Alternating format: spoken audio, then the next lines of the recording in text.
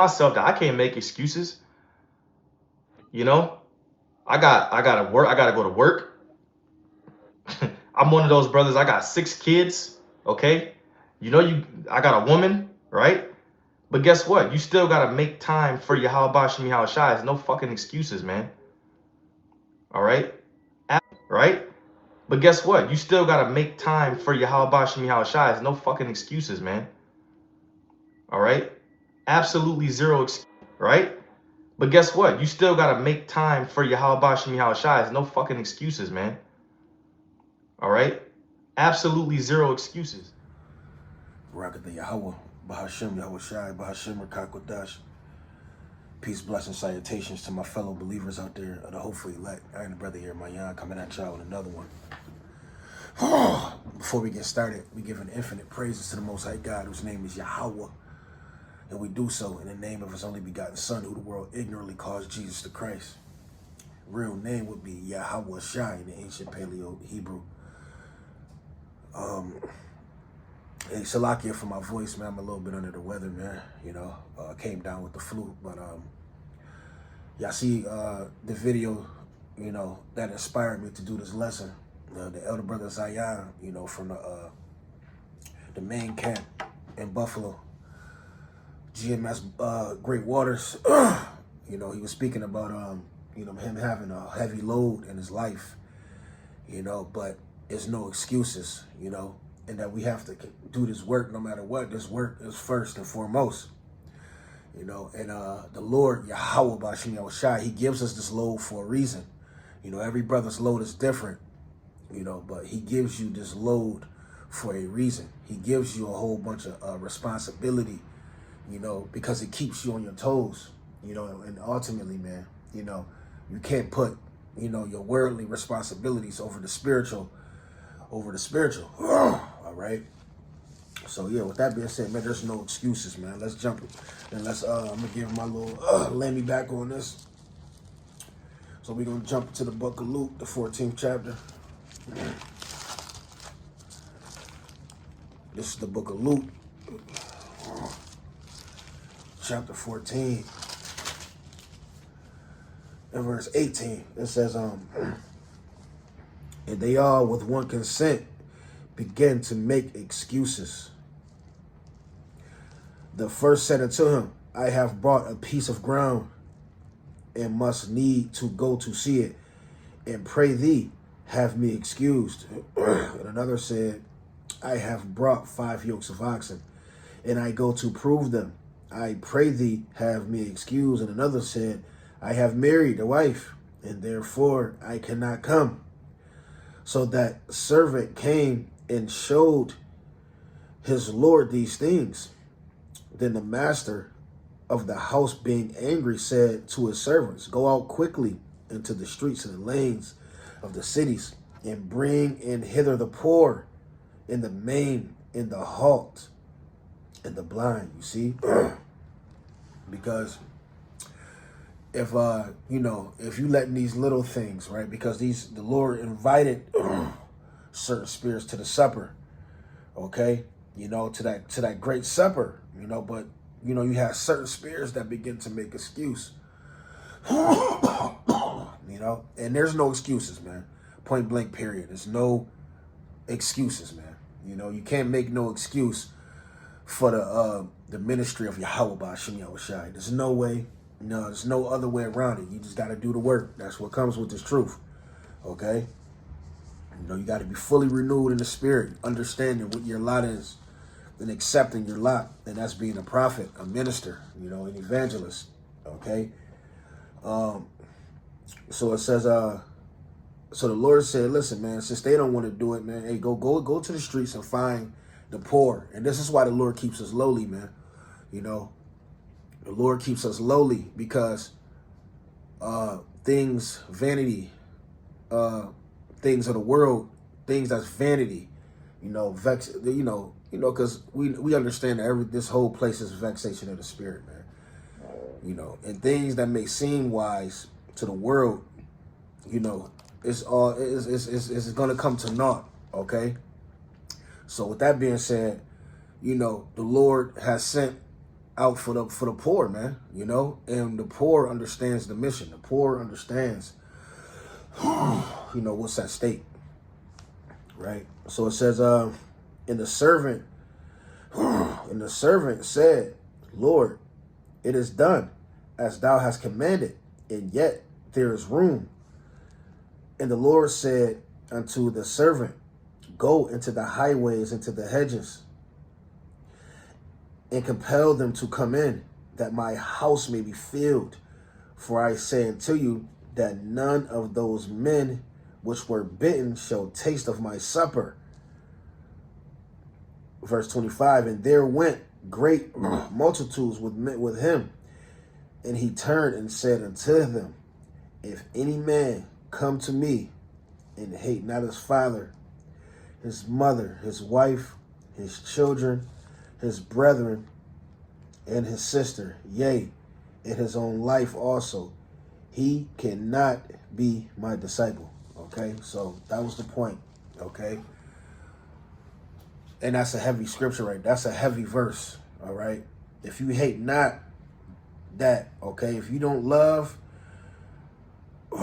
you know, the things of the world less than Yahweh Shai, okay, you can't be a disciple of the Lord, man. And this is why we be saying, you know, a lot of y'all really not, you know, you're an Israelite, but you're not really a disciple of Yahweh Shai, okay? You see, because a disciple, okay, is going to do the will of the Heavenly Father before anything, man. That's the first thing that we need to be doing. That's our first, that's our first job. We got, you know, we have our jobs, you know, but our first job is to, you know, is to be a disciple, man. Okay.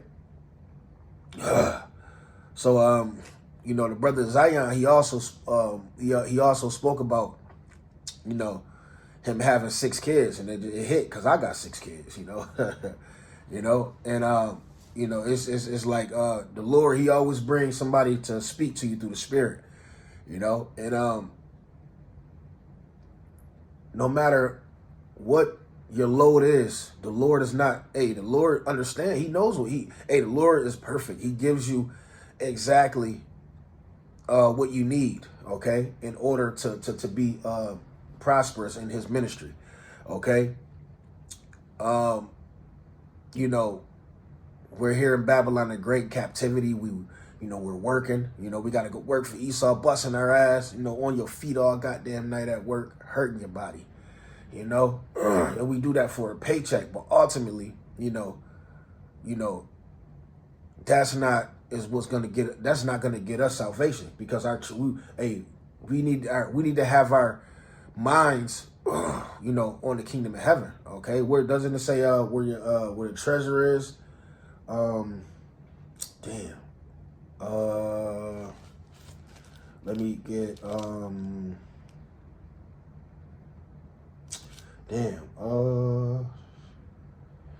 Salakia. Yeah, I know it's Matthew. Salakia, Matthew 6, I believe. Yeah. Matthew chapter 6 and verse Matthew chapter 6 and verse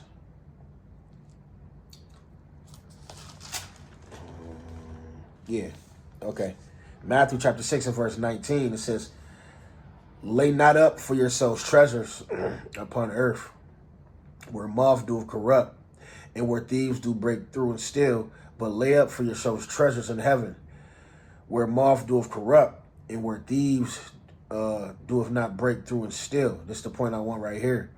It says, for where your treasure is, there will your heart be also. You see? So if your mind is on the things of the world, that's where your spirit is gonna be at, man. Okay? If your mind is on, you know, making the bucks, you know, and you know, leveling up, getting your credit score up and shit like that. If that's where your mind is at, that's where your heart is gonna be at. All right? Your heart should be upon salvation. Okay? If you're a true servant of Yahweh Shai, your heart is gonna be on getting beamed up, man. Or surviving Jacob's trouble. Denying the MOTB. Ultimately receiving salvation on this side, man. Okay. Seeing, and when I say on this side, I mean you be one of the ones that see the destruction of America, man. You being one of the ones that endure to the end. It says, for the light of the body is the eye. That's right, the light of the body is the eye. It says, if therefore thine eye be single, thy whole body shall be full of light. There you go, man. You see, if your eye be focused on the kingdom of heaven, man. If your eye be focused on these prophecies, okay, your whole body is going to be full of light. That's why we got to make sure that we're, in these scriptures, man, reading, watching videos, doing breakdowns or whatever the case may be. Every brother got a certain portion, but you whatever the Lord giving you, you got to be doing the best that you can with that. Okay. It says, but if thine eye be evil, thy whole body shall be full of darkness. And if therefore the light that is in thee be darkness, how great is that darkness? That's right, man. You want your eye to be single, full of light. Okay, focused on the kingdom of of heaven, man. Meditating on the return of Yahweh Shai, right? That's what's going to keep your body full of light. Now, we know we're in the flesh, and we get weak at times, man. We catch sicknesses. Sometimes the flesh just try and give out, but you have to continue. That's where prayer and fasting comes in. That's when strength. You calling on you hitting your brothers up, and your brothers strengthen you. Okay, that's when that comes into play. We're in these carnal bodies, the chains of darkness. And we understand that it's tough. It's tough to sometimes to stay on that course. But ultimately, man, you have to understand what's at stake. It's like you got to know what's more important. Am I gonna go buy this new outfit for my for my birthday, or I'm gonna pay my damn rent? It's simple math. Let's go to let me get Jeremiah. And I ain't mean to, we don't celebrate birthdays. I was just using that as a damn analogy, whatever the case may be. This is Jeremiah chapter 1 in verse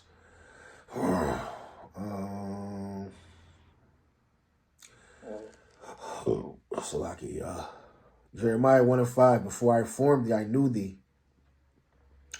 Before I formed thee in the belly, I knew thee, and before thou camest forth out of the womb, I sanctified thee and ordained thee a prophet unto the nations. You see that? So the Lord, Yahweh Bashim Yahushai, you're already ordained, okay, to do this work. All right. So your past life was just before that wasn't even you. That was you walking in the flesh. But ultimately you were chosen to do this work.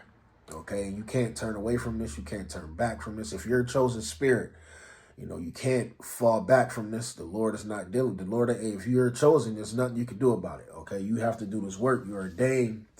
Okay, forget all the football you done played in your life, and all the finessing females you done did, and all of the shit that you thought you was good at in the world. Hey, you got to forget all that. You were ordained to be a prophet. Okay, of Yahweh Bashim Yahushai. Okay, and all that energy that you put into that wicked shit in the world, you should be putting into this truth. All right, all that energy that you put into, whatever the case may be in the world, you need to be putting into this work, putting into this wisdom, knowledge, and understanding, trying to level up in this truth. Okay, this is St. John chapter 9 and verse 4. It says, I must work the works of him that sent me while it is day, right? Because it says, it says, I must work the works of him that sent me while it is day. It says the night cometh when no man can work. That's right. Because it's day right now because we have the freedom to go out to the highways and hedges and preach the gospel. We have the freedom to continue in this ministry, man. Right? We have the freedom to go out to the highways and hedges, you know, and preach the gospel. We have the freedom to go on YouTube and get the breakdowns, you know. So we must work the works of him that sent me. You got to do as much as you can before Esau shuts the internet down, man. Before, you know, the MOTB is issued, before they, you know, they try to say we are doing some hate speech shit, and then they try to they get us off these corners, man. Or really, it's Yahweh Bashim Yahushai. He's the one that's gonna remove us, man, because, you know, we're gonna have a target on our back. Actually, we have one on our back now, but this is why you're supposed to be giving a more earnest heed to this truth, because these prophecies was gonna get you through the tough times that we have coming our way, man. All right. So I'm gonna get this 2 Corinthians real quick.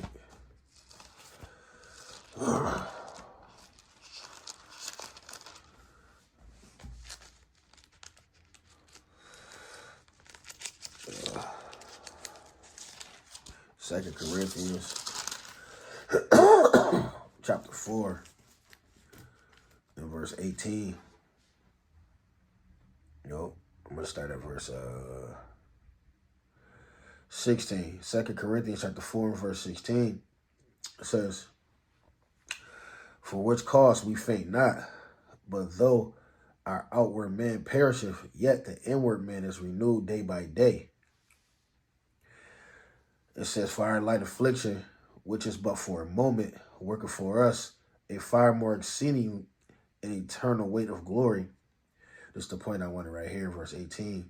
While we look not at the things which are seen, but at the things which are not seen. You see that?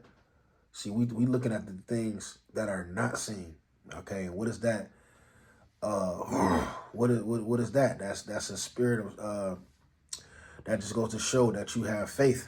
Okay, you know that you really you believe in the scriptures. Okay, you know we're taking more heed to the things that are not seen. All right. It says, for the things which are seen are temporal, but the things which are not seen are eternal. That's right, man. You see, the things that are not seen are eternal. See, that's why that's why we're in these prophecies, man. Okay, that's why we're in the scriptures. These, the wisdom, knowledge, and understanding, man. You know, the heavenly things, the things that are not seen. Okay, and ultimately, man, it's so beautiful because the things that are written in the scriptures, we do see them there, and they're coming to pass. A lot of the things we're seeing, we're starting to see, the things that the prophecies, man. Okay, that they're gonna come to pass. All right, but ultimately, man, you know, where our minds, you know, your mind, you know, you want your mind to be, focused on the things that's eternal. Okay, the things that can never be corrupted, the things that's gonna cause for you to have eternal life. Okay, and with that being said, Lord's willing to edifying. Call Halayim La, Yahweh, Bahashim Yahushai, Bahashim Harakak Wadash. Until the next one, Shalom.